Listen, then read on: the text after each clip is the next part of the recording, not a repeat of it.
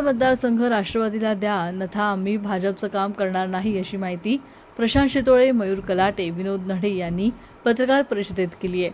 ते पुढे म्हणाले, पक्षातील सुमारे 20 आजी माजी नगरसेवक आमच्या सोबत आणि संपर्कात असल्याचा दावा त्यांनी केलाय।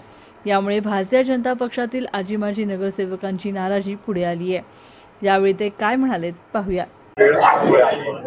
आमची भूमिका हीच आहे की राष्ट्रवादी काँग्रेस अजित पवार गटाच्या वतीनं ही जागा राष्ट्रवादी काँग्रेसला सुटावी आणि राष्ट्रवादी काँग्रेसनं प्रखरपणानं त्यावर दावा सांगण्यासाठी आजची ही पहिलं कारण।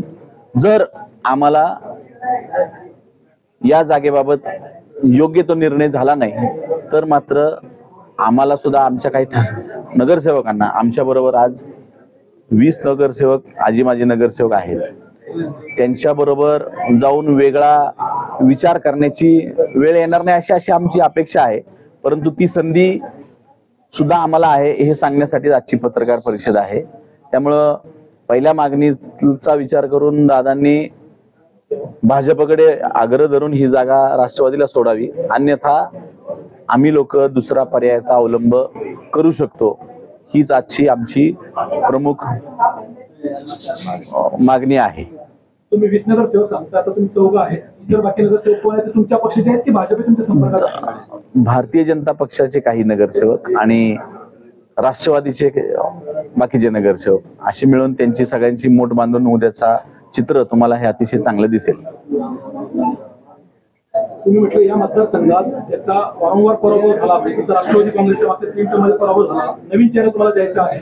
नाना काटेंच्या उमेदवारी तुमचा विरोध आहे का? नाही, नाना काटेंच्या उमेदवारीला विरोध नाही, परंतु एक नवीन सक्षम पर्याय जर आपल्याकडे उपलब्ध असेल तर त्याचा विचार करायला काय हरकत आहे? नाही, सांगवीला असू शकतो ना, काळेवाडी सांगवी आहे ना।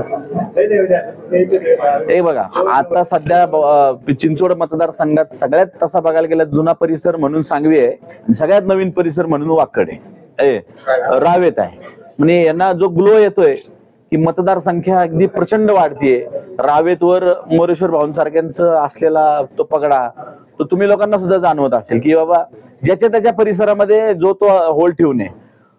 विनोद नडेंसारखा जुन्या कामगार वस्तीत दाट लोक वस्तीत राहणारा गेल्या 2 टर्मचा नगरसेवक, 3 टर्मचा नगरसेवक, आणि त्या काळेवाडीमध्ये तर तुम्ही आमच्या पक्षाचं जी ताकद जर पाहिली तर गेल्या 2-3 निवडणुकांना राष्ट्रवादी काँग्रेसला काळेवाडीमध्ये लीड आहे।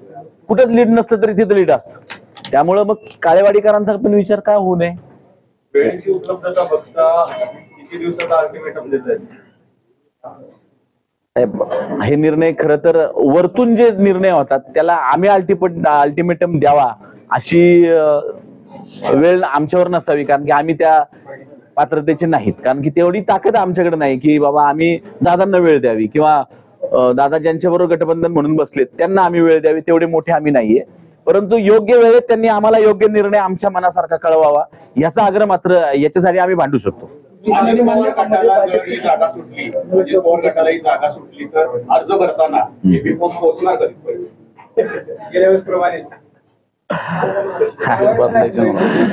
बघा, ह्याच गोष्टी ज्या आहेत ना, आता त्या काळाची प्रत्येक वेळेसची परिस्थिती वेगळी होती।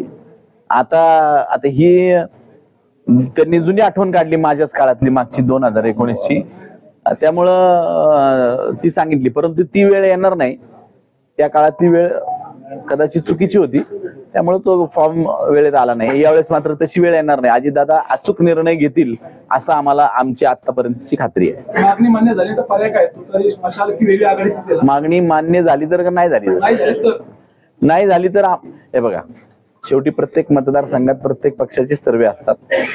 प्रत्येक पक्ष प्रत्येक नावानुसार सुद्धा खरं सर्वे करतात। आता त्या नावानुसार आम्ही जी नावं सुचवू त्या नावानुसार जो सक्षम पक्षाचा उमेदवार आमच्याकडे असेल विकास आघाडीतले सुद्धा, तर त्याच्याकडे जायसाठी आम्ही प्रयत्न करू।